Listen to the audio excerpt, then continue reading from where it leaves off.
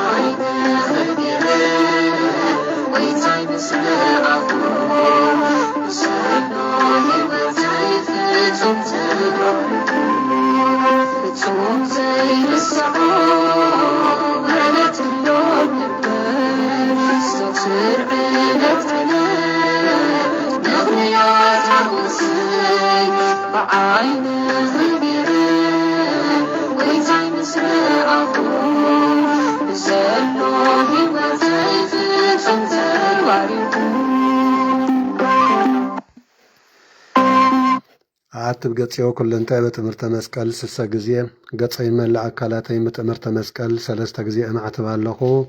بسم آب وولد ومنفس قدس أحدو أملاك أمين بسم آب وولد ومنفس قدس أحدو أملاك أمين بسم آب وولد ومنفس قدس أحدو أملاك أمين يتبارك زي أغير أملاك أبوين رزاق عن تزاز ساعات زعاق أمنا واستزاتي أو دمرت لبعر زي الأملاخنا بعين مرت أميتو زتبارحان تقدسن معلتي كم زو على الناس تبارك تقدسن مشات يمسينا كبران عين تجزي على بطات كانت لا كان مسير حواد دياقونات بطات ديتات من اسيات سنات بناي جيتانا أملاحنا مدحنا إياس كرساس فتصم سلام عبد الزلنا سلام እግዚአብሔር ምስ ኩላትና ህዝበ ክርስቲያን ይኹን ድሓን ደው ኢልኩም ከመልኩም ኣምሲኹም ህዝበ ክርስቲያን ሰላም እግዚአብሔር አምላክ ምስ ኩላትና ህዝበ ክርስቲያን ይኹን አሜን። በስመ አብ ወወልድ ወመንፈስ ቅዱስ አሃዱ አምላክ አሜን። ስም በቅድስት ሥላሴን ዘአምነት ማፀን ከደከ ሰይጣን በቅድም ዚአትም የቅዱስ ቤተ ክርስቲያን እንተ ኢትስሚ የማርያም ጽዮን ለዓለም ዓለም ነአኮ ተከዜ ሰባሃ ከነባር ከክርስታ አምነ ከንስእለከ እንግዲህ ስተወቃ ከንገለከ ዘን ቀነ ለስመከ ቅዱስ ሰግለከ ወዘለከ ይሰግድ ኩል ብርክ ወለከ ይትቀናይ ኩልሳን አንተ ውእቱ አምላክ አማልክት ወእግዚአ አጋእስት ወንሰ ነገሥት አምላክ አንተ ለኩዘ ሥጋ ወለኩላ ዘነፍስ ወንጸዋዕከ ንሕነ በከማረነ ቅዱስ ወልድከ እንዘ ንብል አንተ ምሰሰበ ጸልይ ከመዝበሉ አቡነ ዘበሰማያት አሜን። አቡነ ዘበሰማያት ይትቀደስ ስምከ ትምጻእ መንግሥትከ ወይኩን ፈቃድከ በከመ በሰማይ ከመ በምድር ሲሳየነ ዘለለ ዕለተነ ሀበነ ዮም ህድግ ለነ አበሳነ ወጌጋየነ ከመ ንህድግ ለዘአበሰ ለይታብአነ እግዚኦ ዝተመንሰት አላ አድነነ ወባልሐነም ኩሉ እኩይ መዚአከ ኢት መንግሥት ኃይለ ስብሐት ክብለ ዓለም ዓለም በሰላም ቅዱስ ገብርኤል መልአክ ወግዝእትነ ማርያም ሰላም ለኪ ድንግል በልናችሁ ድንግል በሥጋችሁ እግዚአብሔር ጸወት ሰላም ለኪ ብሩክተ አንቲ እምአንስቶ ከርሥኪ ተፈሥሒ ፍስሕቲ ኦ ማርያም ልተጸጋ እግዚአብሔር ምስሌኪ ሰአሊ ወጸልይ ምሕረተ በእንቲአነ ሀበ ፍቅር ወልድኪ ኢየሱስ ክርስቶስ ከመ ይስረይ ለነ ኃጣውኢነ ተማኅፀነ ብኪ ጸሎተ ሃይማኖት ነአምን በአሐድ አምላክ እግዚአብሔር አባዜ ኩሉ ገባሪ ሰማያት ወምድርም ዘያስትርኢ ወዘኢያስትርኢ ወነአምን በአሐዱ እግዚእ ኢየሱስ ክርስቶስ ወልደ አብ ዋሕድ ዘሎ ምስሎም ፈጠር ዓለም ብርሃን ዘእምብርሃን አምላክ ዘብአን ዘበአማን ዘተወልደ ወአኮም ዘተገብረ ዘኦሪ ምስለ መለኮቱ ዘበቱ ኩሉ ኮነ ወዘእንበለ ይስአል ወዘኮነ ወኢምንትኒ ዘበሰማይኒ ወዘበምድር ዘበእንቲአነ ለሰው በእንተ መድኃኒትነ ወረደ እምሰማያት ተሰብአ ወሰጎም መንፈስ ቅዱስ ማርያምን ቅድስት ድንግል ኮነ ብእሲኦ ጸሎተ በእንቲአነ በመዋዕለ ጲላጦስ ጴንጠናዊ ሐሞ ወሞተ ወተቀብረ ወተንሥአ እሙታን አመ ሳልስት ዕለት በከመ ጽሑፍ ዘውፅአ መጽሐፍተ ዐርገ በስብሐት ወሰማያት ወነበረ እምአነ አቡ ዳግሜ ይመጽእ በስብሐት ይኰነን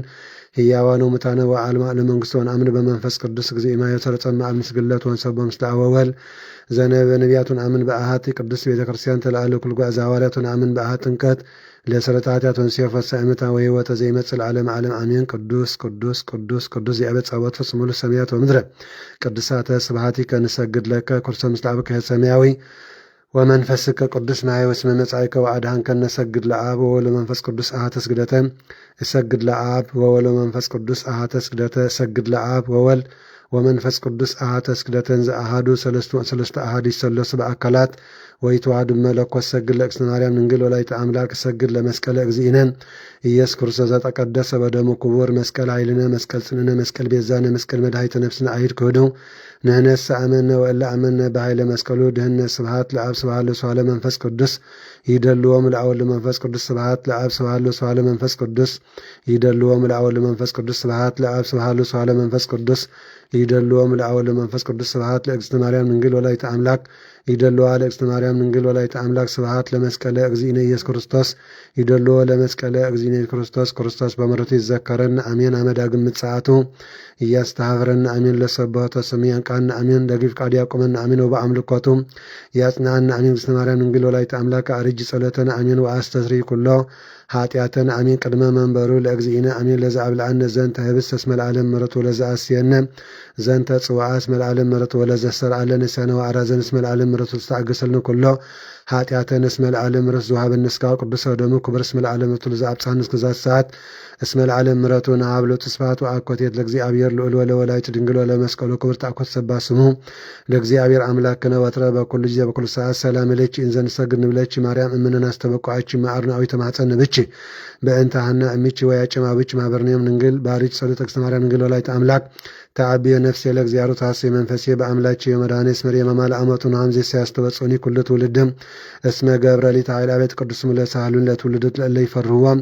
ወገብረ ኃይለ መዝራዕቱ ወዘሮሙ ለእለ ያብዩህልና ልበውን እስተቶም ለኃያላን እመናብርቲሆሙ አዕቤም ለታኑ አጽቀቦም በረከት ለሩባነ ፈኖሙ እራቆም ለወላኑ ተወከፎም ለእስራኤል ኩሎ ተዘከረ ሳህሎ ዘይቤሎሙ ለአቡነ አብርሃም ወለዘሩ እስከ ለዓለም ዓለም አሜን። ስብሐት ለአብ ወወልድ ወመንፈስ ቅዱስ ይእዜኒ ወዘልፈኒ ወለዓለም ዓለም አሜን። ባርክኒ ቀድስኒ ወአንጽሕኒ እግዝእትየ ማርያም ለመለወተ ብርሃን በረከትች ይድር በላዕልን በላዕለ ኩልነ ማኅበረ ትንሣኤ ወዳሴያ ለእግዝእትነ ማርያም ድንግል ወላዲተ አምላክ ዘኢትነበብ በዕለተ ሰንበተ ክርስቲያን ቅድስት ተሰሜች ፍቅርተ ኦብርክት ማእንስቴ አንቲ ወተዳግሚት ቀመት ተሰሜ ቅዱሰ ቅዱሳን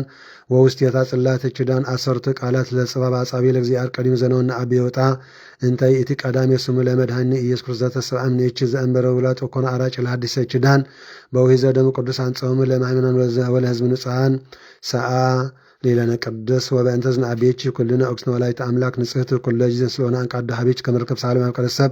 ታቦት በወርቅ ልቦት እምኩልየ ዘጉር ንጽሕት ቅምሰለነ ዘእግዚአብሔር ቃል ዘኮነ ሰብአ ዘእንበለ ፍልጠት ወውላጥ የመለኮት ንጹሕ አልቦም ስና ዘሪ ምስለ አወበተ አብሰራ ለንጽሕት ዘእንበለ ዘርኮነ ከማነ በች ነጠበ ቅዱስ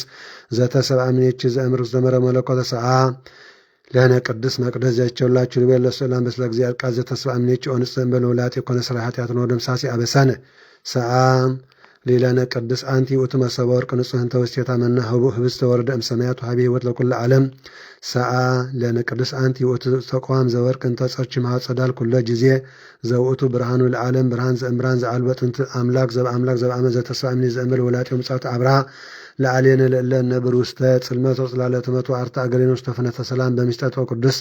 ሰአ ሌላነ ቅዱስ አንቲ ውእቱ ማዕጠን ዘወርቅ እንተ ጸርች ፈመእሳት ብሩክ ዘነሳ መቅደስ ዘይሰራ ኃጢአተ ወይ ደመስ ጀጋ ዝውእቱ ዘእግዚአብሔር ቃል ዘተሰብአ እምኔች ዘአርገ ለአቡር ሰጣኖ መስዋዕት ስሙረ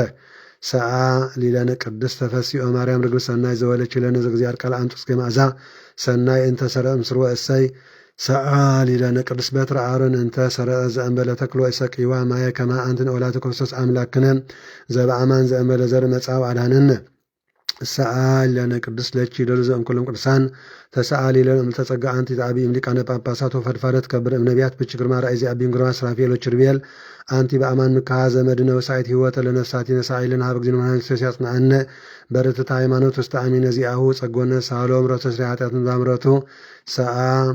ሌላነ ቅድስት ወበእንተ ዝንአቤች ኩልነ ኦክስነ ወላዲተ አምላክ ንጽሕት ኩለ ጊዜን ስለሆነ አንቃዳ ሀቤች ከመርከብ ሳለ በሀበ መፍቀረ ሰብ ጸሎታ ለማርያም ውስለታ ያድን ማእተ ወልዳ ጸሎታ ለማርያም ውስለታ ለኩሎም ጳጳሳት ቀበ ማእተ ወልዳ ጸሎታ ለማርያም ውስለታ ለመፍቀረ አምላክ ንጉሥነ መርሐ ሀገሪትነ ምድረ አጋዝ ቀባ ማእተ ወልዳ ጸሎታ ለማርያም ውስለታ ለህዝበ ክርስቲያን ቀበ ማእተ ወልዳ ጸሎታ ለማርያም ውስለታ ለማህበርነ ማህበር ትንሣኤ ቀባ ማእተ ወልዳ ለሀገሪትነ ምድረ አጋዝ ቀባ ማእተ ወልዳ ለዓለም ዓለም አሜን። ጸሎታ ለማርያም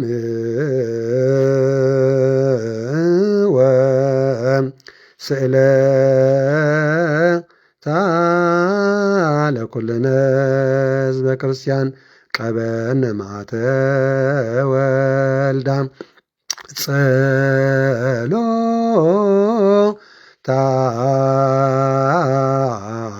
ለማርያም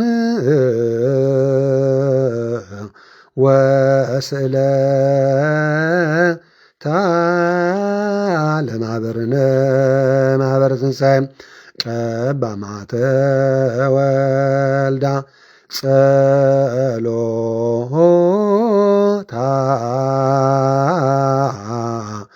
ለማርያም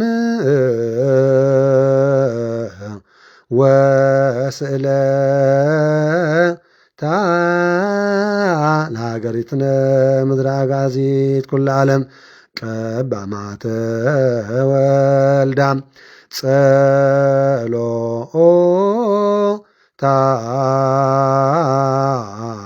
ለማርያም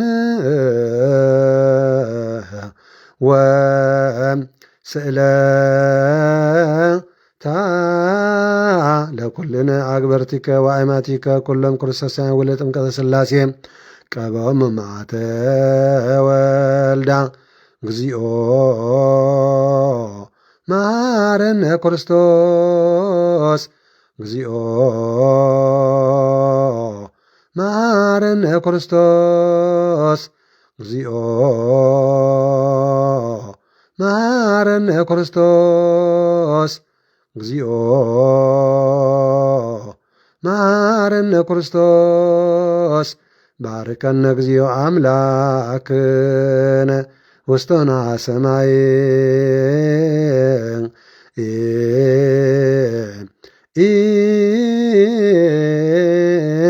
ተወልደ كف صلاتنا مارنا እግዚኦ وتسهالنا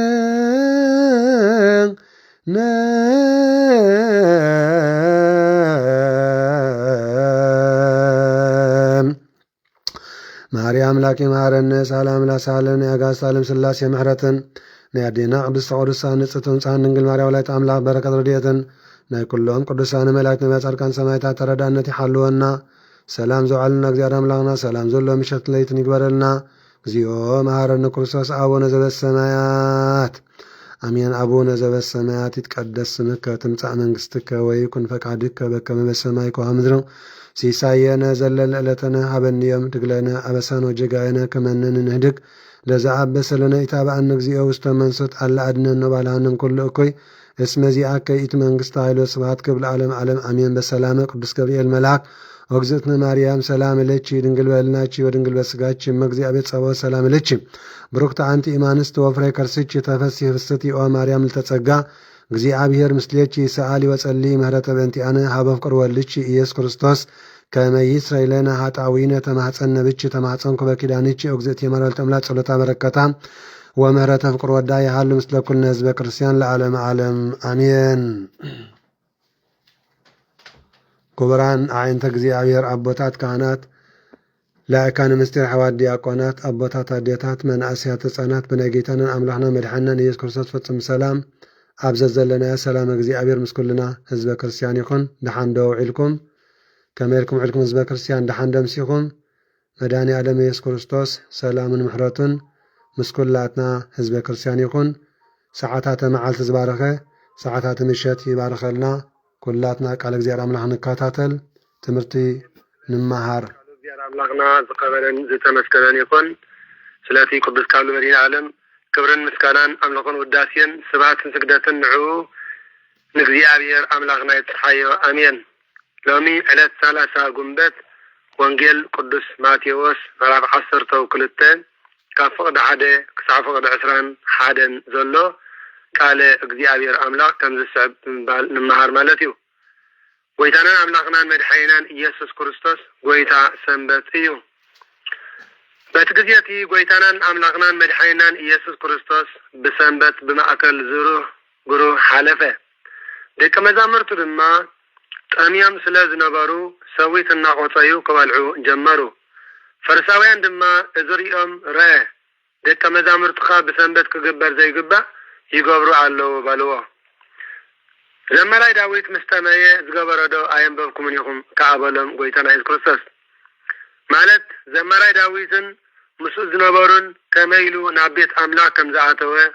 ንካህናት ንበይኖም ጥራይ ደኣ እምበር ንሱ ኮነ እቶም ምስኡ ዝነበሩ ክበልዕዎ ዘይግባእ ሕብስቲ ቁርባን ከም ዝበልዐ ዶ ኣየንበብኩምን ኢኹም በሎም። ቀዳይ መጽሓፈ ሳሙኤል ምዕራፍ 21 ካብ 1 ክሳብ 6 ንመልከት። ካህናት ብመዓልቲ ሰንበት ኣብ ቤት መቅደስ ንሰንበት ከም ዝስዕርዋ በደልካ ከም ዘይኮነምከ ኣብ ሕጊ ሙሴ ዘሎ ዶ ኣየንበብኩምን ኢኹም በሎም። ስለዚ ካህናት ኦሪት ብመዓልቲ ሰንበት ንመስዋእቲ ዝኸውን ገንሸል ክሓርዱ ስጉኡ ከወራርዱ ዕንጨይቲ ክሰብሩን ክፍልጹን ዓፅሚ ክቆርጹን ከለዉ ሰንበት ከም ዝስዕርዋ እዩ ዝረአ። እንተኾነ መንፈሳዊ አገልግሎት ንምፍጻም ስለ ዝኾነ በደል ኣይቆጸረሎምን እዩ ነበረ። ብዕለተ ሰንበት መንፈሳዊ ስራሕ ይዓዩ ነበሩ ይብል ኦሪት ዘኍልቍ 28 ካብ 9 ክሳብ 11 ንመልከት። ጎይታናን አምላክናን መድኃኒናን ኢየሱስ ክርስቶስ ከዓ ከም ዝበሎም ኣነ ግና ካብ ቤት መቅደስ ዝዓቢ ኣብዚ ኣሎ ብለኩም ኣለኹ ማለት እዚ ማለት ኦሪት ንቤተ መቅደስ ከገልግሉ ሰንበት ብምጽዓሮም በደል ካብ ዘይ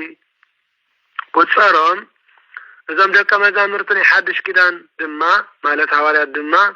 ንዓይ ከገልግሉ ክብሉ ብመዓልቲ ሰንበት ሰዊት ቆጽዮም ብምብልዖም በደል ኣይቁጸረሎምን እዩ በሎም። ግናኸ ካብ መስዋዕቲ ምሕረት እፈቱ ዝብሎ እንታይ ምዃኑ እንተትፈልጡስ ነዞም በደል ዘይብሎም ደቀ መዛሙርቲ ኣይምፈረድኩሞምን ነርኩም በለ። ሆሴዕ ምዕራፍ 6 ፍቅዲ 6 ንቅዱሳን ሐዋርያት ምንቃፍ መስዋዕቲ ዘይምንቃፍ ካብ ምሕረት ምዃኑ ገለጸ። ወልደ እጓለም ህያ ክርስቶስ ጎይታ ሰንበት እዩ እሞ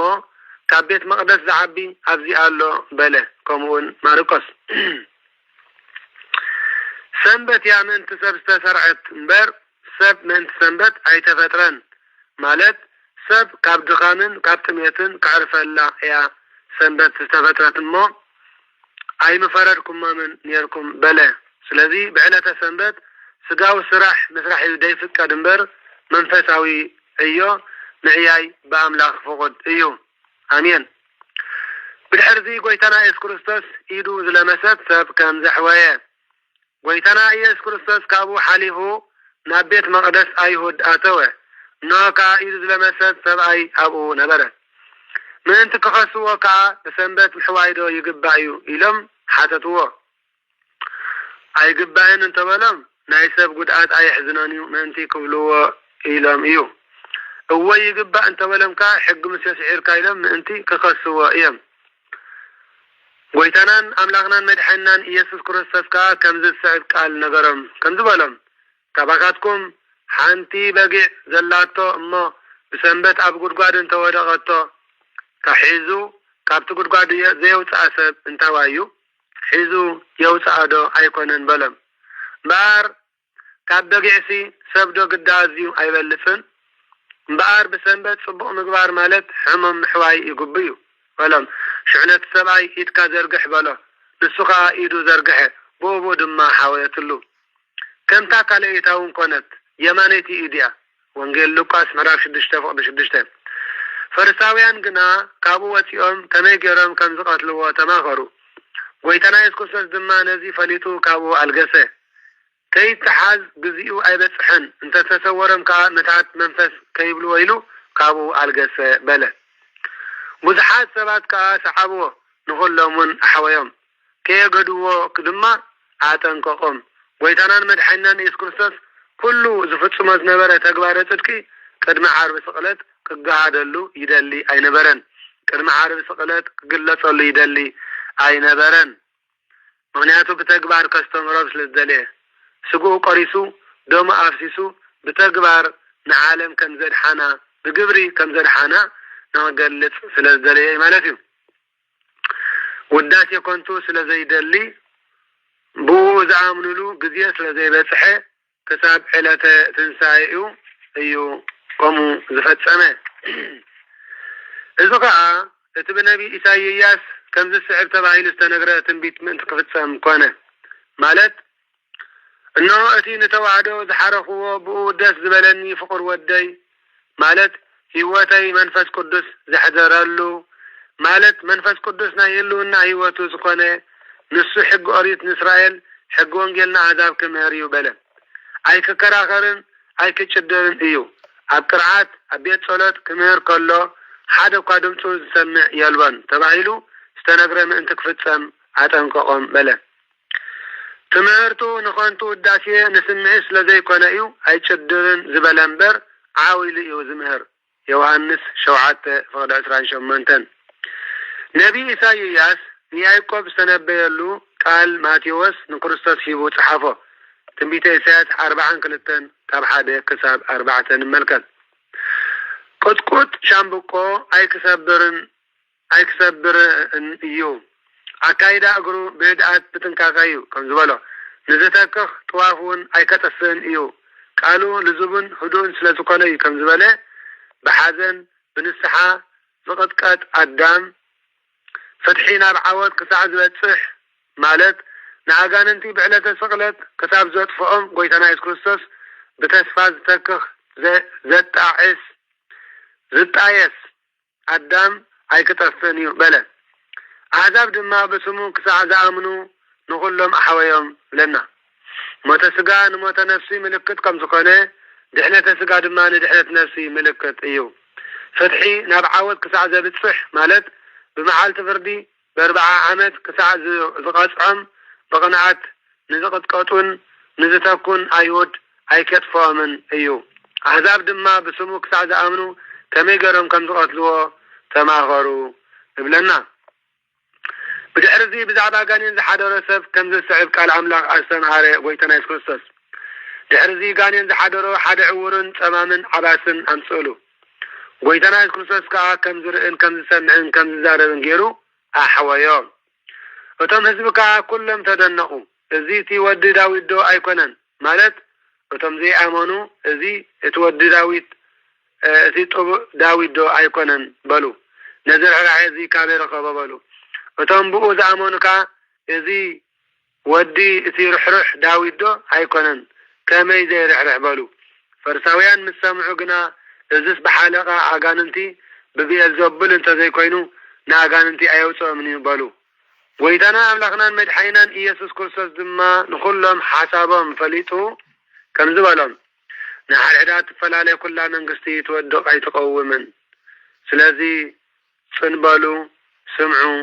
ብጾምን ብጸሎትን ብስግደትን ብምጽዋትን ዘይቃጸል ርኩስ መንፈስ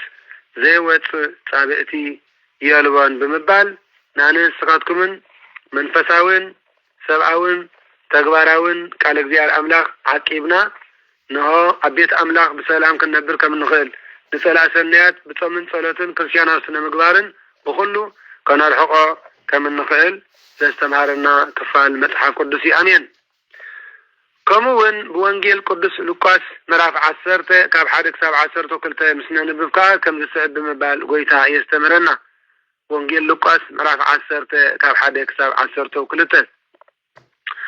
ጎይታ 72 አርድእቲ ከም ዝሓረ ድሕርዚ ጎይታናን አምላኽናን መድሓኒናን ኢየሱስ ክርስቶስ ካልኦት 70 ሸመ በብክልተ ገይሩ ከዓ ናብቲ ንሱ ዝኸደ ዘበለ ከተማን ስፍራን ቀቅድሚኡ ለኣኾም ከምዚ ከዓ በሎም እኽሊ ብዙሕ እዩ ዓየይቲ ግና ውሕዳት እዮም ስለዚ ንጎይታ እኽሊ ንእኽሉ ዓየይቲ ክልእኽሎም ንዎ በሎም ደጊም ኪዱ እነሆ ኣነ ከም ኣባጊዕ ናብ ማእኸል ተኻሉ ሰደኩም ኣለኹ ሳንጣ ወይ ለቆታ ወይ ኣሳእን ገለ እኳ ኣይትማሉ ኣብ መገዲ ከዓ ንሓደ እኳ ሰላም ኣይትበሉ በለ። ካልኣይ መጽሓፈ ነገሥት 4 ካብ 29 ክሳብ 37 ካልኣይ መጽሐፈ ነገሥት ምዕራፍ 4 ካብ 29 ክሳብ 37 ኣብ ታእትዋ ቤት ቅድም ነዛ ቤት እዚኣ ሰላም ይኹን በሉ ኣብኡ ፈታው ሰላም እንተሎ ሰላምኩም ኣብኡ ክሓድር እዩ እንተዘይልቦ ግና ሰላምኩም ክምለሰኩም እዩ ኣብታ ቤት ከዓ ተቐመጡ ንዓያይ ዓስቡ ይግብኦ እሞ ዝቐረብልኩም ብልዑን ስተዩን በሎም ካብ ቤት ናብ ቤት ኣይትግዓዙ ኣብ ታእትዋ ከተማውን እንተ ተቐበልኹም ነሆ ዝቐረብልኩም ብልዑ ኣብኡ ንዘለዉ ሕሙማት ሓውዩ መንግስቲ አምላክ ናባኹም ቀሪባ ኣላኻ በልዎም በለ። ኣብታ ታእትዋ ከተማ እቶም ሰብ እንተ ዘይተቐበልኹም ግና ናብ ኣደባባይ ወፂኹም እቲ ካብ ከተማኹም ኣብ ኣጋርና ዝለገበ ደረና እኳ ንነግፈልኩም ኣለና እናበልኩም ደረና ኣጋርኩም ንገፉ በለ። እንተኾነ መንግስቲ አምላክ ናባኻትኩም ከም ዝቐረበት ፍለጡ በልዎም በለ። ብመዓልቲ ፍርዲ ካብ ነታ ከተማ ትያስ ንሰዶም ከም ዝቐለላ እብለኩም ኣለኹ ብምባል ጎይታናን አምላኽናን መድሓኒናን ኢየሱስ ክርስቶስ ድሕሪ ሞት ነስሓ ከም ዘየለ እዩ ኣስተሚርና ማለት እዩ። እቲ ኣብ ገሃነመ እሳት ኣብ ሲኦል ዝተደርበየ እቲ ሃብታም ሰብኣይ ነውየውን ዓብዪ ኣብነት ዝኾነና ምስ ኣብ ሕቑፊ ኣቦና ኣብርሃም ዝኣተወ ምስ ኣልዓዛር እንዳተዘራረቡ ከለዉ ድሕሪ ሞት ነስሓ ከም ዘየለ እዩ ዝነግረና ቅዱስ ቃል እግዚአብሔር። ስለዚ ውሕጅ ከይመፀ መንገዲ ውሕጅ ፅረጊ እሞ ንሕና ግዜን ሰዓትን ዕድመን ኩሉ ነገር እንከለና ህይወትና ክንፈቅድ ህይወትና ክንዓሊ ህይወትና ክንዳቢ ሰማያዊ እግዚአብሔር አምላኽና ናቱ ቅዱስ ፈቃዱ ይኹን። ስለ ኩሉ ነገር እግዚአብሔር ክብሪ ምስጋና ይጥሕን ኣምን በቃለ ወንጌል ከቅዱስ ጎይታ ሰማይን ምድርን ክሓልፍ ቃል ግና ክሓልፍኒ በለ ደቀ መዛሙርቱ ቃሉ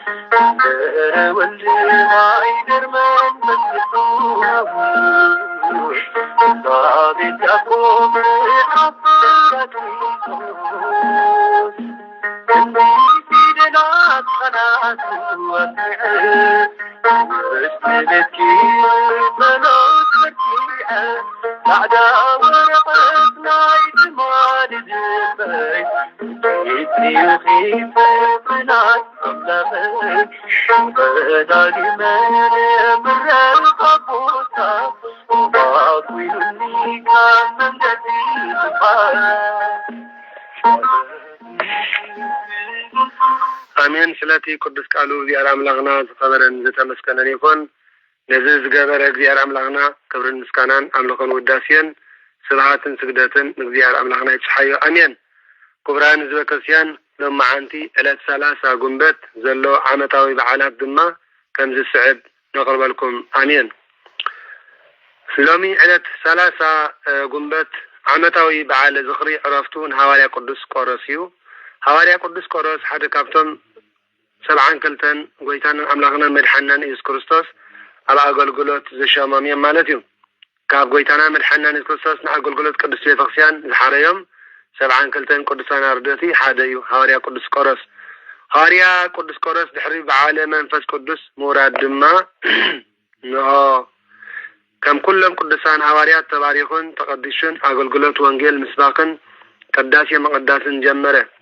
هواريا قدس قرس أب هاجر يرساليمن كالوت كتماتاتن اندازور دما نهواريا قدس باولوسن منقطاتو اندا تقبله وانجيل كبري أملاخ يمسكر نبره. نهواريا قدس قرس صلاتن صقا بركاتن مسكولاتنا حزب كريستيان يكون. آمين. آمين. كلاي عمتاوي بعال زخري عرفتم نابنا قدس أبا ميكائيل كباباسات زهاجر اسكندرية يوم أبونا قدس أبا ميكائيل مبل سسان شمنتن ليكا بابا زهاجر اسكندرية كوينم استشمو قدس أبيهم. أبونا قدس أبا ميكائيل كابت سانة مع الحزميم بن أبرا منقسنا عبيهم أبقدا ماسكتيس بمقدمة استرف كسيانا وسنة مقبار تمايرم الباسة منقسنا تقبو. أبونا قدس أبا ميكائيل سنة مقبار نا ملو زنبرم قدس أبيهم بزح متحفتي وانسحفاميهم بزحات بيت كريستياناتون أهنيصم يوم نعستات 4 عامد دما بصمن صلاتن سجداتن بمحاز نهزبك قصي بقدسنا أقلقلو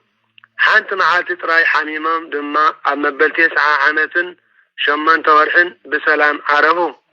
أبونا قدس أبا ميكائيل صلاتن بركتهم مسكولاتنا هزب كريستيان يكون. آمين. ثالثاي عمتاوي بعال زغري عرفتا نقدسي أروا تقاداليت وتعذر يسوس كرسا زقانت قدسي أدينا قدسي أروا ربعن عربن انجرامين كيلا خفت بمحلاف نقزي أبير أملاخ بغلي وتعذر اسمراتو قدسي أديا صلاة بركاتن أدينا قدسي أروا مسكولاتنا هزب كريستيان يكون. آمين. آمين. ورحوي بعالات لومي إلى 3 قنبات ورحوي بعال زغري لداتو نمتمغ ملكوت قدس يوهنس يو متمغ ملكوت قدس يوهنس عمتاوي بعال زغري لداتو دما 3 سنة يو كمون لتادحري رأسو مسيافو كلتا مسكر مالتيو دحر مسيافو نعسرت 5 عامت وانجل زستمارت رأسو هون كنفوت هذا استمارت رأسو بعال عرفتاي 3 يكاتيت مالتيو صلاتن بركاتن ناي متنا ملكوت قدس يوحنس مسكولاتنا زي كريستيان يكون. آمين. كلاي ورحوي بعال زخري سماتنتو نوانجيلاوي قدس ماركوسيو وانجيلاوي قدس ماركوس حدا كابتن 7 كلتن قدسان أردئتي ناي قويتانان أملاقنا مدحينان إيسوس كريستوس كوينو كابتن 4 وانجيلاويان دما حدي عمتاوي بعال زخري سماتنتو دما 3 ميازياي ጸሎትን ጸጋ በረከቱን አይፈለየና ወንጌላዊ ቅዱስ ማርቆስ ሳልሳይ ወርሓዊ በዓለ ዝኽሪ ዕረፍቱ ንነቢ ሚልክያስ እዩ ሚልክያስ ማለት መልእክተኛ ማለት እዩ ነቢ ሚልክያስ ሓደ ካብቶም 12 ንኣሽቱ ናይ ቤተ ክርስቲያንና ነቢያት ኮይኑ ነቢ ሚልክያስ በዛዕባ 4 ነገራት ንዓኹምን የስተምረና ማለት ሓደ አበ ነፍሲ ሒዝና በብግዚኡ ነስሓ ክንኣቱ ከም ዘለና ንመሃር ማለት እዩ አባት ነፍሲ ክንሕዝ ይግባአና አባት ነፍሲ ዘይብሉ ሰብ ሓጢያተኛ እዩ አባት ነፍሲ ዘይብሉ ሰብ ምስ ሓጢያቱ ይነብራሎ ነስሓ ኣይኣቱን እዩ አባት ነፍሲ ዘይብሉ ሰብ ነስሓ ስለዘይኣቱ ምስ ሓጢያቱ ይነብራሎ ማለት እዩ ምስ ሓጢያቱ እንተዛዝ ዝነብር ኮይኑ ድማ ፍርዱ ፍሉጥ እዩ ማለት እዩ ስለዚ ቅዱስ ቃሉ እግዚአብሔር አምላክና ዝኸበረ ዝተመስገነ ይሁን ስለዚ ንስሓ ክንኣቱ ከም ዘለና ንመሃር ካልኣይ ሓዳር ቃል ኪዳን ናብራ ኩሉ ብነስሓን ብቅዱስ ቁርባንን ክንገብሮ ከም ዘለና ድምፂ ቅዱስ ቤተ ክርስቲያንን ድምፂ አገልጋሊ አምላክ ዝኾነ ካህንን ብግቡእ ክንሰምዕ ከም ዝግባአና ካብ ትንቢተ ሚልክያስ ኣነ ንስኻትኩም ንመሃር አሜን ሳልሳይ 10 ካብ 100 ዕሽር ንቤተ ክርስቲያን ማለት ምስ አበ ነፍሲ ተራዳዲና ክንህብ ከም ዝግባእ ክንከፍል ከም ዝግባእ እውን ካብ መጽሓፍ ትንቢተ ሚልክያስ ንመሃር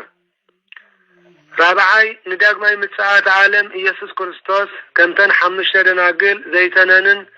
መብራህተንን አብሪህን ዝጸንሓ ከምኡ ንጎይታ ክንቀበሎ ክንዳሎ ከም ዘለና ንመሃር ምክንያቱ ድሕርሞት ነስሓ ዝበሃል ስለ ዘየለ ቅድሚ ስጋዊ ዕረፍቲ ምጉናፍና ቅድሚ ናይ ስጋ ዕረፍቲ ከይርከበና ከሎ ናብ እግዚአብሔር ንስሓ ክንኣቱ ከም ዝግባእ ካብ መጽሓፈ ትንቢተ ሚልክያስ ንመሃር እሺ ነቢ ሚልክያስ በዓለ ዕረፍቱ 30 ነሐሴ እዩ ጸሎትን ጸጋ በረከቱን ናይ ነቢ ሚልክያስ ምስ ኩላትና ህዝበ ክርስቲያን ይኹን አሜን ራብዓይ ወርሓዊ በዓለ ዝኽሪ ሰማዕትነቱ ንጻድቅ አቡነ አብሳዲ እዩ ጻድቅ አቡነ አብሳዲ ጸሎትን በረከቱን ምስ ኩላትና ህዝበ ክርስቲያን ይኹን አሜን እስከ ለማዓንቲ አነ ንስኻትኩምን ብዛዕባ ናይ ጻድቅ አቡነ አብሳዲ ንእሽተይ ቃል እግዚአብሔር አምላክ ትምህርቲ ኣብዚ ክንመሃር ንፈቱ ናይ ጻድቅ አቡነ አብሳዲ ጸሎቶምን በረከቶምን ምስ ኩላትና ህዝበ ክርስቲያን ይኹን አሜን በስመ አብ ወወልድ ወመንፈስ ቅዱስ አሐዱ አምላክ አሜን ወርሓዊ በዓለ ዝኽሪ ዕረፍቶም ንጻድቅ አቡነ አብሳዲ ጻድቅ አቡነ አብሳዲ ኣብ ትግራይ አውራጃ እንዶታ ወረዳ መንበርታ ደበሽን እንዳ ማርያም ደብረ ሲና ኣብ ዝተባህለ ቦታ እዮም ተወሊዶም ጻድቅ አቡነ አብሳዲ ፍሉይ ስም ቦታ ትውልዶም ድማ ሃይቀ መሳሕል ትበሃል ኣብ ሃይቀ መሳሕል ዝበሃል እዮም ተወሊዶም ጻድቅ አቡነ አብሳዲ ፈሪሃነ እግዚአብሔር ዝነበሩ ወለዶም በሃይማኖት ጽኑዓት ብሰናይ ግብሪ ውቁባት ፍትውቲ ምናኒ እምኔሮም ናይ ፍትወታት መነንቲ እምኔሮም ወለዶም ማቲ ናይ ጻድቅ አቡነ አብሳዲ ወለዶም ኣዝዮም ጻድቃን ኣዝዮም ቅዱሳን ከም ኣቦና ካህን ዘካርያስን ተመደና ኤልሳቤጥን እዮም ነይሮም ስም ናይ አቦኦም ናይ ጻድቅ አቡነ አብሳዲ ስም አቦኦም አቦና ቀሲስ ቶማስ ክበሃሉ ከለው ሽም ኣዲኦም ከዓ ቅድስቲ ሰሎሜ ጓል ህይወተ ብነ ይበሃላ አሜን አቦና ቀሲስ ቶማስ ንበኩር ወዶም አቡነ መርቆሬዎስ ምስ ወለዱ ንቅድስት ሰሎሜ ከይነገሩ እዚ ዓለም እዚኣ ሓላፊት እያ እሞ ናብታ ዘይተሓልፍ መቅዳሙ ይሓይሽ ኢሎም ናብታ ዘይተሓልፍ ዓለም ምሕላፍ ይሓይሽ ኢሎም ናብ አቡነ ኤዎስጣቴዎስ ከዱ አቡነ ኤዎስጣቴዎስ ግና ብዘይ ፍቃድ ሰበይቶም ከም ዝመፁ ተረዲእዎም እሞ ንአቦና ቀሺ ቶማስ ናብ ቤቶም መለስዎም አቦና ቀሺ ቶማስ ድማ ናብ ቤቶም ተመሊሶም ከም በሓድሽ ተመልሱ ከም መምለቂ ዝሓሰብዎ መመኽኔታ ኩሉ ምስላት አበዮም አቡነ ኤዎስጣቴዎስ እውን ኩሉ ብመንፈስ ተረዲኦም ወቀስዎም ስለቲ ዝፈጸሞ ነገር ይቅሬታ ንሰበይቶም ከዓ ሓተቱ አቦና ቀሺ ቶማስ ወለደ አቡነ አብሳዲ ንሰበይቶም ንሰሎሜ ክሓትውን ነገርዎም ምንኩስና ክፍሎም ከም ዘይኮነ ብምንጋር ድማ ሃለው አርጋብ ንጹሃን ዘይተወለዱ እምኔከ ብምባል ጻዕዳ ርግቢታት ሕያወት ርግቢት ካባካ ዝውለዱ ውላድ አለው ብምባል እና ምንኩስና ክፍሎም ከም ዘይኮነ ነገርዎም እዚ ብምባል ድማ ካልኦት ውላድ ከም ዝወልዱ ተነበይሎም በቲ ግብሮም ተጣይሶም አቦና ቀሺ ቶማስ ናብ ሰበይቶም ናብ ቅዱስ ሰሎሚየ ተመልሱ አይጸንሑን ከዓ ንአቡነ አብሳዲ ድሕሪ ድማ ንአቡነ ማቴዎስን ንመክብበ ድንግልን ወለዱ መክብበ ድንግል ንአቡነ ቴዎድሮስ ዝወለዳየን አቡነ አብሳዲ ድማ 16 የካቲት 1282 ዓመተ ምህረት እዮም ተወሊዶም ጻድቅ አቡነ አብሳዲ በ16 የካቲት አዴና ቅድስት ኪዳነ ምህረት መዓልቲ 1282 ዓመተ ምህረት እዮም ጻድቅ አቡነ አብሳዲ ተወሊዶም በሕፃንነቶም ከለው ኣብ ጊዜ ጥምቀቶም ከዓ ሃሎ ክርስቶስ ዝብል ሽም ተሰሚዩ ናይ ጻድቅ አቡነ አብሳዲ ናይ ሕፃንነቶም ሽም ናይ ቁልዕነቶም ሽም ሃሎ ክርስቶስ ይበሃል እዩ ተባለም ጽሑ አቡነ አብሳዲ ጥራይ ዘይኮነስ በሓፈሻ ስድራ አቦና ቀሺ ቶማስ ፈታውን ሰዓብን አቡነ ኤዎስጣቴዎስ ዝነበሩ ኮይኖም እቶም ወለድን ኩሎም ደቆም ድማ አርድእቲ አቡነ ኤዎስጣቴዎስ ኮይኖም ዘገልገሉን ኣብ ዓቢ መዓርገ ቅስና ዝበጽሑን ብዙሕ ሐዋርያውን መንፈሳውን ተጋድሎ ዝፈጸሙን እዮም አቡነ አብሳዲ ኣብ ጊዜ ንስነቶም ኣብ ትሕቲ ስድሮኦም ኮይኖም እንዳገልገሉ ዓበዩ ኣብ ጉስነት ናይ ስድሮኦም ጥሪት ከለው ድማ ለጋስ ሩሕሩሕ ፈቃርን ገና ካብ ጊዜ ንስነቶም ኣትሒዞም ምናኔ ዝፈትዉ ከም ዝነበሩ ይፍለጥ ከም ኣብነት እውን ዝጥቀስ በአድጊ እናተመላለሰ ብልማኖ ዝናበር ሓደ መጻጉዕ ሓደ ስንኩል ነበረ እቲ ዘመላልሶ ዝነበረ አድጊ ድማ ስለዝሞተ ኣዝዩ ጉሂው ነበረ ሃሎ ክርስቶስ ማለት አቡነ አብሳዲ ድማ ኩነታት እቲ መጻጉዕ እቲ ስንኩል ኣደንጊጽዎም ካብቶም ጥሪት ስድሩ ሓደ አድጊ ወፈይሉ ኣብ ቤት አቦኦም ኮይኖም ድማ ጻድቅ አቡነ አብሳዲ 12 ዓመት ምስ መልኦም ብዘይ ፍቃድ ስድሮኦም ናብ አኮኦም አቡነ ጳውሎስ ናብ መምህር ገብረ መስቀል መንፈሳዊ ትምህርቲ ንኽመሃሩ ከዱ አኮኦም ግና ስለምንታይ ከም ዝመጽዎም ምስ ሓተትዎም ዓለም ከም ጽላሎትን ብርሃን ፀሐይ ሓላፊት እያ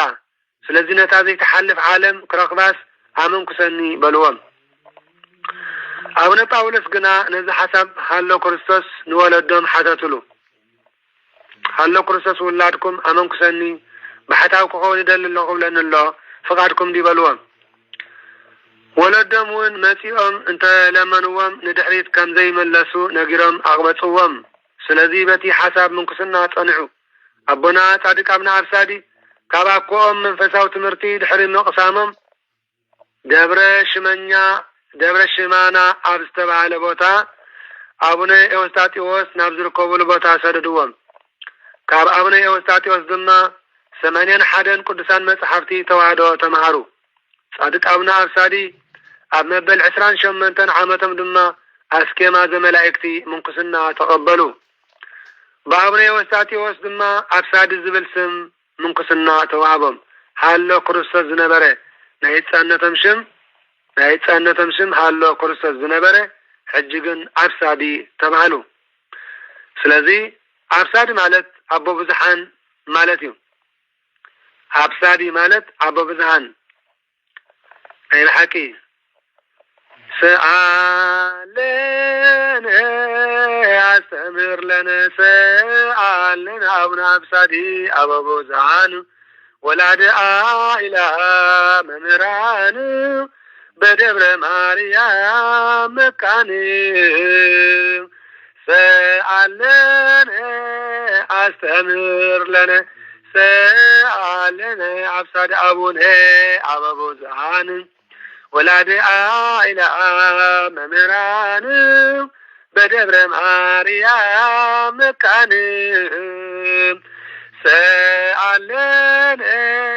أستمر لنا سألنا أبسادي أبونا أبو بوزعان ولاد إله ممران بدبر مريم مكان أمين ولاد بزحات ስለዚህ بابنا يوستاتيوس دما أبسادي نها بابنا يوستاتيوس دما أبسادي زبل سن من قصنا توابم صادق أبنا أبسادي مالت أبو بزحان كم مالتيو أبنا يوستاتيوس أبلعلي أبنا أبسادي حدير زلو تقا بمستوعالكا أتصبيقهم بارخوهم سعاموهم كا أبت سعاموهم أكالم دما تلت تسمعهم سعادة صغري كا أقولت أبنا أرسادي بحتونا أتصبيقهم زفتو أبزيحمن صمن صلتن سجدتن زوترو نبر حد أوان كابزحي تحمرمتي كابزحي صمن صلتن مالتي دما أكالاتهم دخيمو كفالة قريبو نبره نزز رأيو حد بحتاوي متيوم قدس سجان كبر دمن ناي كرسس أقبلوهم بزدما سبنتهم تحدثه نتناي قدم تقادلهم دما بزحية لمنقدي قتلوه صادق أبنا أرسادي كابا أبونا يوستاتيوس بزح كي تفليو سبكة وانجيل مسفح قنو بحتونا ونابرأهم جمروا بكم زنا قدو كاب بحتونا تسميدهم دحر مصنح كاب مقالة كتاب دبر بربرة ماي وانجيل معرو كتاب دبر بربرة ماي وانجيل معرو أبنا أرسادي كاب سنبرو بمنفذ قدس تحبيرهم هو وستعاقر حماسيا مالت نار هاجر حماسيا كيت تبايلهم نابني وستاتي وسحيبهم نار هاجرنا نزرع قازيت هاجرنا إرتراءتو مجمر تاكا أبراقيت وحين عرفوا بتقزية لما كابتي كبابي حالفهم أما أكلاين سمين إرتراء زبا دوبوب زبا ماكل زبا عن سبا أقول لك أبحال حال بوغوس ماريا كيحن ماريا سليمن هاريا وتلقهم فتيمم يوم صادق أبونا أرسادي أبونا يوستاتيوس دك مزامرتم تفانيم ناباغر أرمينيا قدم مقادم نتم دك مزامرتم كابت استلابوون زمرعوا من دما براتشي لأبونا أرسادي منبر لمرقريوس زبل سلزنبره أبونا أرسادي بدحري أمون دكي أبونا يوستاتيوس أبزلوو ناي مبراك حلافنت ناتميو نيرو بعل أبنا مرقريوس نابنا يوستاتيوس كسنيو ناب أرمينيا كيدم أزنبرلو عمتاتون أبونا أرسادي من حلافنت نايت أبنا يوستاتيوس زقدفو محبر تشكيمم بتقعد كنزم محادرون نت محبرون زيادة كنزقمو زفلت إيو أبنا يوستاتيوس بشحن 327 عمت مرت ناب هاجر أرمينيا أستوقسلو أوان نابنا أرسادي ندك مزامرتم حقيفم منفساو سبكوتهم كوتسلو دحري حدري سلازعبوهم نززعبوهم حدري تقبلهم أكباب أسمرة التركب زبيات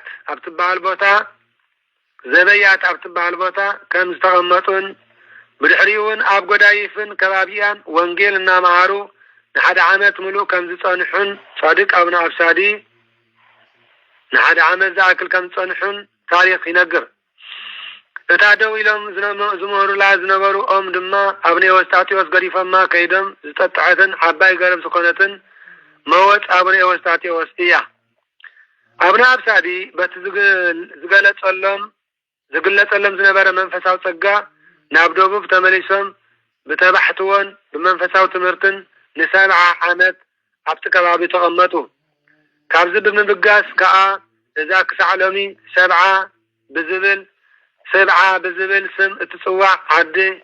ሽዑ ዝወጸላ ሽም እዩ ዓዲ ሰብዓ ትበሃል ሰብዓ ኣብ ከባቢ ዓረት እያ ትርከብ ኣብና ኣብሳዲ ብብሕትውንኦምን ምንኩስናኦምን ኣጽኒዖም ብምግዳል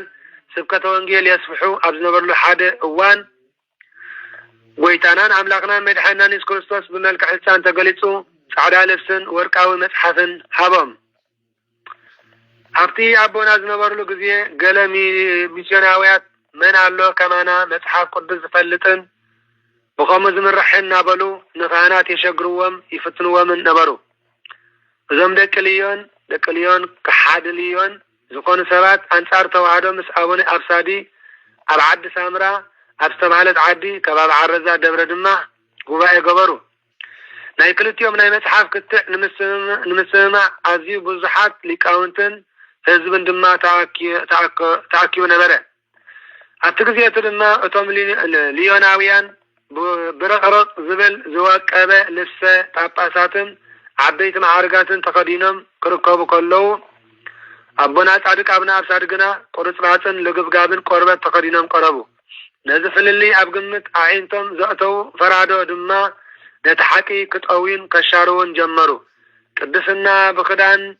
سقاو هابتن كمؤون قدامو صباقن زي كونسي تايدا بميزان قالك زي عبر سلازو كونس بتم ديانو أصلي لهم ملاز نبرت عباي دعرو شابو نقصت دين النسل زقنانو كدان بمرأي دين النسل زقنانو لنا فتاشعو يعرفوا ملاز نبرت قرب دعرو شعو نقصت شعو حدا كابتم تقابعتي عاويلو كان زباله فتحي يقدل دخاي يبدل الله سلازي فتحي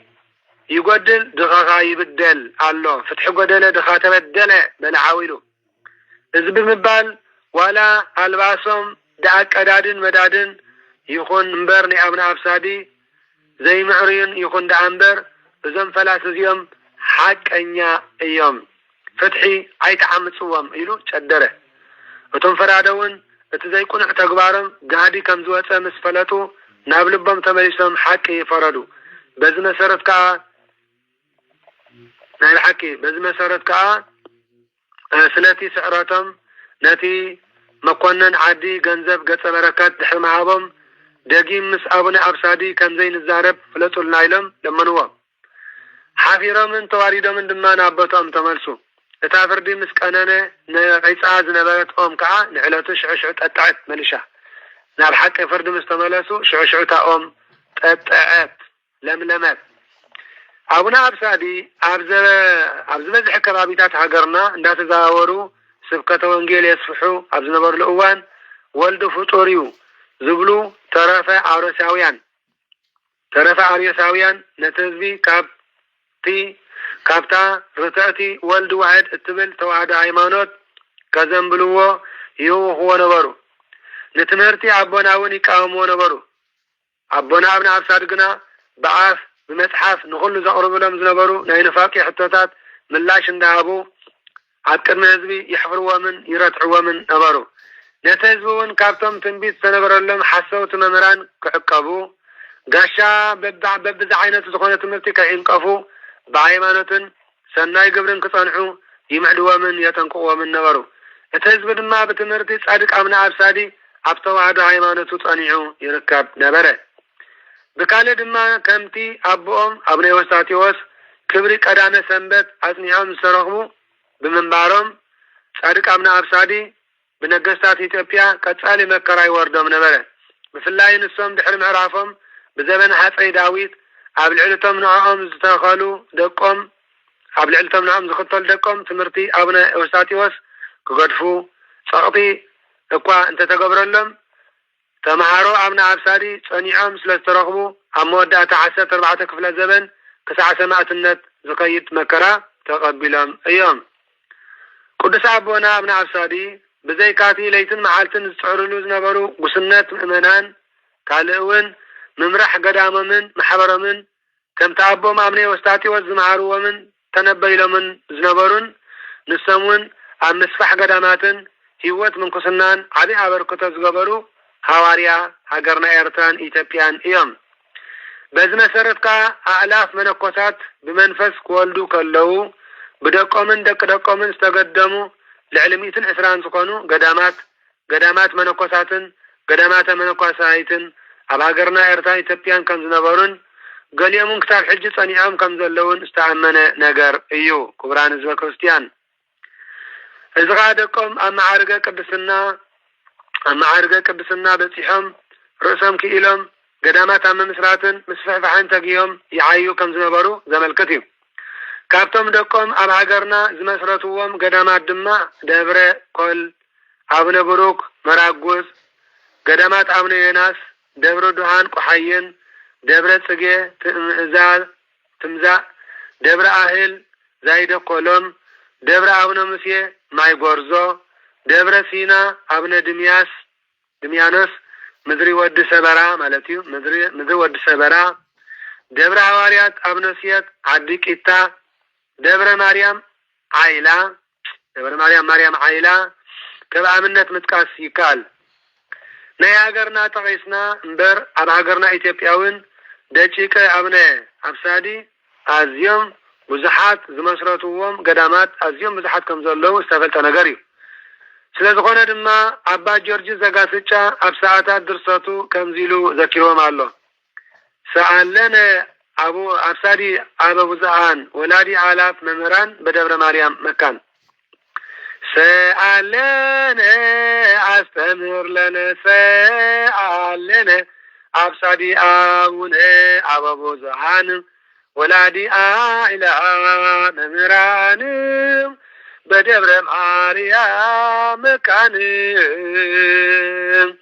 ስለዚህ ቤተ ክርስቲያን ድማ በረከቶም ብምሕፃን ናይ ጻድቃምና አብሳዲ ወትሩ ኣብ ናይ ጾም እዋን ዘለሊት ክዝክሮም ክትነብር ጸሎት ሰዓታት ማለት እዩ ሰዓታት ዘለሊት አቦና ጻድቃምና አብሳዲ ነትነዊሕ ዘበን ዝወሰደ ተጋድሎኦም ኣብ ኣጋም ፍጻሞም ጎይታናን አምላኽናን መድሓናን ኢየሱስ ክርስቶስ ናብና አብሳዲ ነካላይ ጊዜ ተገሊጹ ናብዛ ጎቦ ማትገዳም ንወገን ሰሜን ዘላ ቦታ ባሪኸልካኤ እሞ ምስ ደቅኻ ኣብኡ ንበር ኢሎም ተሰወረ ንሶም ድማ እዛ ሕጂ ብስሞም ትፅዋዕ ዘላ ደብረ ማርያም ደብረ ከሳሄ እያ ናይ አቡነ አብሳዲ ሓደ እዋን ብመንፈስ ዝተራኸቡ ሰለስተ ቅዱሳን ማለት አቡነ መርቆሬዎስን አቡነ አብሳድን አቡነ ፊልጶስን ኣብ ጊዜ ጸሎቶም ኣብ ቅድሚ እግዚአብሔር ዳሕራይ ዝገብረልና ነገር ንመነ ተባሃሉ ኣብ ትምኒቶም ከዓ አቡነ አብሳዲ ከም ዝበሉ እዛ ደብረይ መቃብረይ ይግበረለይ ናብዛ ደብረይ ዝነገደን ኣብኣ ዝተቐብረን ንመንግስተ ሰማያት ድሉ ይግበረለይ ደቀይን ተስካረይ ዝገብሩን ድማ ይብዝሑለይ ዝብል ትምኒት ተነበዩ ጻድቅ አቡነ አብሳዲ ከም ተስተመነኻዮ ይኹን ዝብል ድማ ካብ አምላኽ ድምፂ ይመጾም ቅዱስ አቡነ አብሳዲ ሙሉእ መዋዕሎም ከይሰልከዩን ከይደኸሙን ሐዋርያዊ ተልእኮም ፈጺሞም ቅድሚ ምዕራፎም ንደቆም አኪቦም ቃል ማዕዳ ሃብዎም ብድሕሪ እውን ንክምሕርዎም ንአቡነ ዘካርያስ ሸምሎም ንክመርሕዎም ማለት እዩ ንክመርሕዎምን ንአቡነ ዘካርያስ ሸምሎም ካብ እግዚአብሔር ድማ ሙሉእ ቃል ኪዳን ተቀቢሎም ጻድቅ አቡነ አብሳዲ ኣብ መበል 101 ዓመቶም ኣብ ጣሓይን ደብረ ማርያም ኣብ ትርከብ ገዳም ደብረ ከሳሄ ብ30 መስከረም ዓሪፎም ኣብ ውሽጢ ቤተ ክርስቲያን ተቀብሩ ፍልይ ዝበለ ኪዳን ዝተቀበልዎ ድማ ሃበ ጽላሎታ ዘበጽዓ እይርኢ ደይነ ሃበ ጽላሎታ ሃበ ጽላሎታ ሃበ ጽላሎታ ሃበ ጽላሎታ ሃበ ጽላሎታ ዘበጽዓ እይርኢ ደይነ ሃበ ጽላሎታ ዘበጽዓ እይርኢ ደይነ ሃበ ጽላሎታ ዘበጽዓ እይርኢ ደይነ ሃበ ጽላሎታ ዘበጽዓ እይርኢ ደይነ ሃበ ጽላሎታ ሃበ ጽላሎታ ሃበ ጽላሎታ ሃበ ጽላሎታ ሃበ ጽላሎታ ዘበጽዓ እይርኢ ደይነ ሃበ ጽላሎታ ዘበጽዓ እይርኢ ደይነ ሃበ ጽላሎታ ዘበጽዓ እይርኢ ደይነ ሃበ ጽላሎታ ዘበጽዓ እይርኢ ደይነ ሃበ ጽላሎታ ሃበ ጽላሎታ ሃበ ጽላሎታ ሃበ ጽላሎታ ሃበ ጽላሎታ ዘበጽዓ እይርኢ ደይነ ሃበ ጽላሎታ ዘበጽዓ እይርኢ ደይነ ሃበ ጽላሎታ ዘበጽዓ እይርኢ ደይነ ሃበ ጽላሎታ ዘበጽዓ እይርኢ ደይነ ሃበ ጽላሎታ ሃበ ጽላሎታ ሃበ ጽላሎታ ሃበ ጽላሎታ ሃበ ጽላሎታ ዘበጻ እይርኢ ደይነ ሃበ ጽላሎታ ዘበጻ እይርኢ ደይነ ሃበ ጽላሎታ ዘበጻ እይርኢ ደይነ ሃበ ጽላሎታ ዘበጻ እይርኢ ደይነ ኣብ ጽላሎት ናይታ ጎቦ ዝበጽሐ ሲኦል ኣይርአን እዩ ዝብል ቃል እዩ እዚ ክንዝምሮ ጸናሕና ኣብ ጻድቅ ገዳም እንዳ ኣብነ ኣብሳዲ ናይ ጻድቅ ኣብነ ኣብሳዲ ገዳም ጽላሎታ ዘንጸላልዎ ሰብ ሲኦል ኣይርአን እዩ ገሃነመ እሳት ኣይርአን እዩ ዝብል ቃል ኪዳን ካብ እግዚአብሔር ተዋሂቦም ማለት እዩ ስለዚ ነሆ ሃበ ጽላሎታ ናይታ ጎቦ ዝበጽሖ ሰብ ሲኦል ኣይርአን እዩ ዝብል ቃል ብተወሳኺ እውን ጻድቅ ኣብነ ኣብሳዲ ኣብ ግዜ ዕረፍትኻ ናብ ገዳምካ ዝነገደ ከም ንግደት ኢየሩሳሌም ከም ዝነገደ ክሓስበሉ የበሎም እግዚአብሔር ምእንቲ ስምካ ጽቡቕ ዝገበረ ጥሙይ ዘብልዐ ዕሩቕ ዝኸደነ ምሒረልካ ኣለኹ ቃል ዝብል ይርከቦ ድሕሪኦም ከዓ ካብቶም ኣርድእቶም ዝኾኑ ኣብነ ዘካርያስ ኣብነ ሮማኖስን ግብፃዊ ከምኡውን ኣብነ ተወልደ መድን በብታራ ነቲ ዝመስረትዎ ማሕበር ብምምራሕ ሃዋርያት ተልእኾም ፈጺሞም እዮም ገድሎምን ብድሕሪኦም ኣብ መጀመርያ 15 ክፍለ ዘበን ሓደ ካብቶም ደቀ መዛሙርቶም ብዝኾኑ ኣባ ዩስጢኖስ ከም ዝተጻሕፈ ታሪኾም ይገልጽ በረኸት ረድኤትን ናይ ጻድቅ ኣብነ ኣብሳዲ ምስ ኩላትና ህዝበ ክርስቲያን ይኹን አሜን ሰአለነ ጻድቅ ኣብነ ኣብሳዲ ኣቦ ብዙሃን ወላዲ አእላፍ መምህራን በደብረ ማርያም መካን አሜን ስለቲ ቅዱስ ቃሉ እግዚአብሔር አምላክና ዝኸበረ ዝተመስገነን ይኹን ናይ ጻድቅ ኣብነ ኣብሳዲ በረኸትን ረድኤትን ናይ ኩሎም ቅዱሳን መላእክቲ ቅዱሳን ነቢያት ቅዱሳን ጻድቃን ሰማዕታት ምስ ኩላትና ህዝበ ክርስቲያን ይኹን በረኸቶም ረድኤቶም ስለ ዝገበረልናን እግዚአብሔር ክብር ምስጋና ይብጽሓዮ አሜን ተሪፍ ዘሎ ሰዓትና ድማ እግዚአብሔር ይባርከልና ስለ ኩሉ ነገር ሰማዕናየን ተማርናየን እግዚአብሔር አምላክና ኣብ ልብና ይሕድረልና አሜን ስለ ኩሉ ነገር ምስጋና ይኹነን ፈጣሪ ኩሉ ዓለም እግዚኦ መሐረነ ወወልድ ወመንፈስ ቅዱስ አሐዱ አምላክ አሜን አይንት እግዚአብሔር አቦታተይ ካህናት አሕዋት አኀው ዲያቆናት ከምኡውን ኩልኻትኩም ኣብዚ ዘለኹም በክርስቲያን ቅዱሳን አቦታት ቅዱሳን አዴታት ከምኡውን ብ40 ብ80 ዝተጠመቁ መጻናት ነዚ ቃል እዚ ኣብዚ ኣምሲናዮ ዘለና ነቲ ጸሎት ካብ ልቢ ዝምንጩ ሆታ ስለ ዝኾነ ቃላት ጥራሕ ዝገልጽዎ ስለ ዘይኮነ በተመስጠ ልቢ በመንፈሳዊ ሓሳብ ብንጹሕ ሕሊና ናብ ኣምላኽና እንምስጠሉ ምስ ፈጣሪና እንራኸበሉን ስለ ዝኾነ ኣብዚ ማህበረ ትንሣኤ ዝመጻኹም ኩልኻትኩም ከመይ ውዒልኩም እግዚአብሔር ይመስገን ቅዱስ እግዚአብሔር አምላክና ዝኸበረ ምስመስገነን ይኹን ስለዚ ቃል እግዚአብሔር ጸሎትን ኣምሲኹም ኢኹም ምንም ንስኸል የለን ናብቲ ተሪፍ ዘሎ ጸሎት ይመሃረና ይመኩላትና ንእግዚአብሔር አምላክና ብሕልና ዘለና ፍቅሪ ብጸሎት እግዚአብሔር ድማ ተቀቢሉ ጸሎትናን ኩሉ ምህለላናን ከቅበለልና ንጸሎት ዝኸውን ሕልና ንሰብስብ አሜን መሐሪ አምላክ ይመሃረነ ተሳሃሊ አምላክ ይሳሃለነ በረከተ እግዚእነ ኢየሱስ ክርስቶስ በረከተ ረድኤታ መብርሃን የካፍለነ እግዚአብሔር አምላክ በረከተ ኩሎም ቅዱሳን መላእክት የካፍለና ዝናብ ምሕረት ለበረከት ይወርደልና ሰላም ይሃበና ፍቅርን ሰላምን ይወርደልና ስደትና ስደት ቤተናን መድኃኒናን ኢየሱስ ክርስቶስ ይግበረልና እግዚአብሔር አምላክ ቅዱስ እግዚአብሔር አምላክና አመላ ዓለም ድማ ሰላምን ምሕረትን አውርደልና ኣብ ጨንቅን ኣብ መከራን ዘለው ህዝብና በዛ ሰዓት እዚኣ ዝብላዕ ዘይብሎም ኣብ ፈቆዶ ቁርን ኣሳሒታን ዘለው ህፃናት ቤት ማእሰርትን ባህሩርን ብዝተፈላለየ መከራን ንዘለው ህዝብና ኣብ ኩናትን ኣብ ሕሱም መከራን ንዘለው እግዚአብሔር አምላክና ምሕረትካ አውርደልና ቅዱስ እግዚአብሔር አምላኽና ሕሙማን ይፈውሰልና እግዚአብሔር ሕያዋን ይቀበልና ቅዱስ እግዚአብሔር አምላኽና ዘዓረፉ አቦታትናን አሕዋትናን ድማ ምስ አብርሃምን ይስሐቅን ያዕቆብን አንብረልና እግዚአብሔር አበተርወ ገነት ወሀበተ ነጽፈ ዕረፍት ይበል እግዚአብሔር አምላኽ አቡነ ዘበሰማያት ንበል። አቡነ ዘበሰማያት ቅዱስ ስምከ ትምጻእ መንግሥትከ ወይኩን ፈቃድከ በከመ በሰማይ ከማሁ በምድር ሲሳየነ ዘለለ ዕለትነ ሀበነ ዮም ወኅድግ ለነ አበሳየነ ወጌጋየነ ከመ ንሕድግ ለዘአበሰ ለኢታብአነ እግዚኦ ውስተ መንሱት አላድነና ባልሃንም ኩሎ እኮይ እስመ ዚአከ ይእቲ መንግሥተ ኃይል ወስብሐት ክብር ለዓለም ዓለም አሜን። በሰላም ቅዱስ ገብርኤል መልአክ እግዝእትነ ማርያም ሰላም እለኪ ድንግል በልናችሁ ድንግል በሥጋችም እግዚአብሔር ጸባኦት ሰላም እለኪ ብሩክት አንቲ እምአንስት ወብሩክ ፍሬ ከርሥኪ ተፈሥሒ ፍስሕቲ ኦ ማርያም እንተጸጋ እግዚአብሔር ምስሌኪ ሰአሊ ወጸልዪ ምህረተ በእንቲአነ ሀበ ፍቁር ወልድኪ ኢየሱስ ክርስቶስ ከመ ይስረይ ለነ ኃጣውኢነ ተማኅፀነ ብኪ አሜን። ይፍታ ወይስረ እግዚእነ ወአምላክነ ወመድኃኒነ ኢየሱስ ክርስቶስ ካህን ሊቀ ካህናት ሥርዓተ ሁሉ ለሁሉ ከሰተ ብርሃን ቀደምት ስልጣን ጻብን ሐዋርያት አቡነ ካህናት አበው ዲያቆናት አበው ሕፃናት አበው ካህናት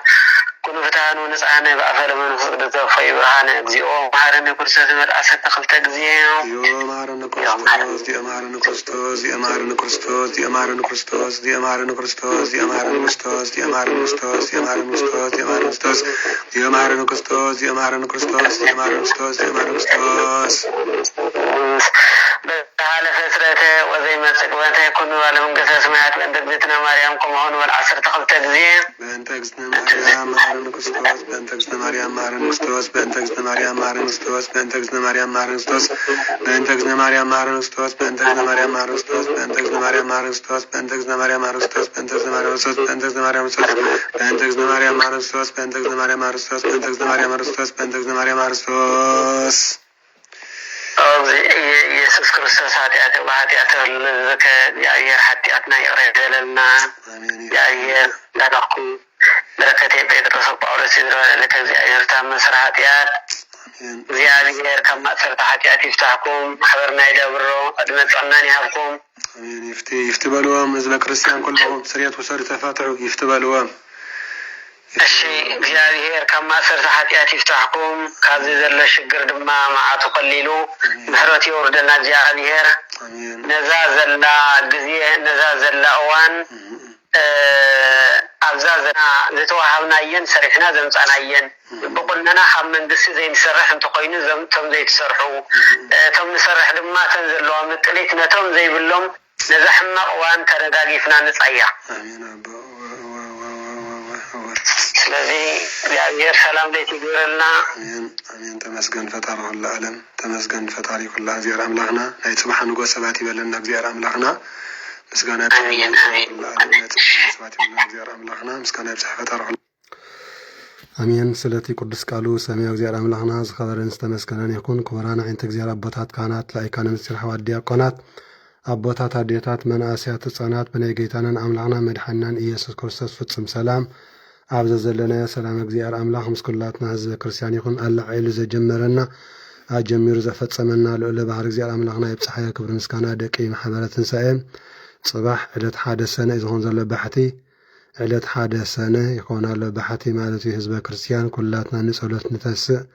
ኩላትና ንጸሎት ንባራበር ኩላትና ንጸሎት ንንቃሕ ኩላትና ንጸሎት ንትጋህ እግዚአብሔር አምላኽና ድማ ኣብ ኩሉ ኩርናዓት ዓለም ዘለና ብምብራቕ ብምዕራብ ብሰሜን ደቡብ መድኃኒ ዓለም ኢየሱስ ክርስቶስ ይሓለኹም ይሓልወና ምእታውናን ምጻእናን ድማ ይባርኽ እግዚአብሔር አምላኽና። ስለዚ ኩላትና ንጸሎት ንተስእ ኩላትና ንጸሎት ንበራበር ስለ ቃላቱ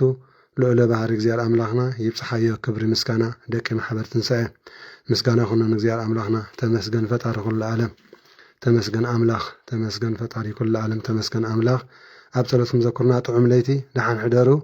ሰላም ለይቲ ሕድረና ደሓን ሕደሩ። ኣብ ጸሎትኩም ዘኩርና ሰላም ለይቲ ደሓን ሕደሩ ህዝበ ክርስቲያን ደሓን ሕደሩ ደሓን ሕደሩ ሰላም ለይቲ ሰላም ሰላም ሰላም ሰላም ሰላም ሰላም ሰላም ሰላም